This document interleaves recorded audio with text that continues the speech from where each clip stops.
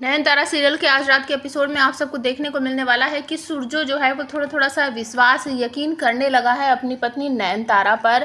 लेकिन जब उसके हाथ एक इतना बड़ा सबूत लगेगा, उसे देखकर उसका जो विश्वास बना था वो चकनाचूर हो जाने वाला है, क्योंकि उसे ऐसा लग रहा है कि ये सब कुछ जानबूझकर नयनतारा कर रही है। तो वो क्या है, कैसे है, ये मैं आपको बताती हूँ।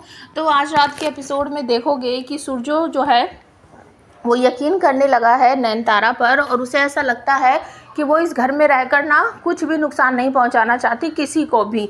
लेकिन वो फ़ोटो जो सावली की उसे मिल जाती है उसी के कमरे में और वहीं पर छुपा रखी थी लता ने, जिसकी वजह से उसका विश्वास जो है डगमगाने लगता है। अब यहाँ पर छोटी धमनी और जो पीसी माँ होती है वो उसे भड़काने की कोशिश करती हैं कि ये फ़ोटो जो है यहाँ इस कमरे में कैसे आई, उसी ने छुपाई होगी। तो सूरज जो है वो कह देता है कि नहीं, मुझे ऐसा लगता है कि ये फ़ोटो किसी और ने यहाँ रखी होगी, क्योंकि उसकी इतनी हिम्मत तो है नहीं, हम उसे बात बात पर डांटते धमकाते रहते हैं, वो ये फ़ोटो यहाँ नहीं रख सकती और ये फ़ोटो उसने नहीं हटाई होगी। लेकिन जब छोटो धमनी जो है, मतलब कि दादी जो है, वो कहती है कि बेटा तू नहीं जानता औरतों की आदतों को, मुझे तो ऐसा लगता है ये उसने जानबूझकर किया है। और उसके बाद अचानक से आ जाती है लता और वो भी खरी खोटी बातें सुनाती है। नयन तू कैसी है, मतलब कि मैं तुझे अपने साथ लेकर गई थी गाड़ी में, कार में, और तू मुझे ही छोड़कर भाग गई, कार लेकर वापस आ गई, मुझे किस तरीके से घर वापस आना पड़ा तुझे पता है।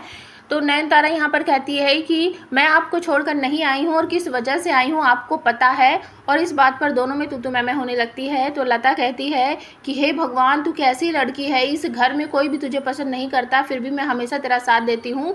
मैंने कितनी सारी खरी खोटी बातें सुनी है अपने बेटे की, अपने पति की, तेरा साथ दिया है और आज तो मुझ पर ही इल्ज़ाम लगा रही है। तो इस पर जो सूरज है वो भी भड़क पड़ता है, कहता है कि इस तरह का गलत सलत इल्ज़ाम तुम मेरी माँ पर नहीं लगा सकती और तुम चुपचाप यहाँ से चली जाओ। बहुत से लोग यहाँ पर कहने लगते हैं कि इसको ना रुपए, पैसे, धन दौलत, राजमहल, इन सब का लालच पड़ गया है, इसी वजह से ये माँ बेटे के बीच में आग लगा रही है। तो नयन कहती है मुझे किसी भी चीज़ का कोई भी लालच नहीं है, हम पूरी ज़िंदगी जो है मेरी वो मैंने मंदिर में काटी है, मंदिर में पली बड़ी हुई हूँ, तो मुझे इनका रुपए पैसे और गाड़ी वाड़ी का मुझे कोई लालच नहीं है। आप कहोगे तो मैं अभी चली जाऊँगी। तो बहुत से लोग जो है वो कहते हैं कि ठीक है, अगर तुम जाना चाहती हो तो चली जाओ। तो सूरजो जो है वो कहता है कि माँ अब तो आप मुझे बिल्कुल भी नहीं रोकोगी, क्योंकि अभी आप पर ही इल्ज़ाम लगाने लगी है, तो मैं इसे इस घर से निकाल देता हूँ। लेकिन नहीं बेटा, तो ऐसा मत कर, तूने सबके सामने इसको डांट दिया है ना, ये माफ़ी वाफ़ी मांग लेगी, तो बस इसको घर से नहीं निकालते हैं। लेकिन यहाँ पर लता जो है वो सोचती है कि अगर ये चली गई तो फिर मुझे खजाना वजाना कैसे मिलेगा, इसलिए वो ऐसा करती है। लेकिन नयन माफ़ी मांगने से मना कर देती है और यहाँ पर कहने लगती है कि कोई भी मुझे इस घर से बाहर नहीं निकाल सकता और मैं ये घर छोड़कर नहीं जाऊँगी और सूर्य बाबू को छोड़कर मैं कहीं नहीं जाने वाली हूँ।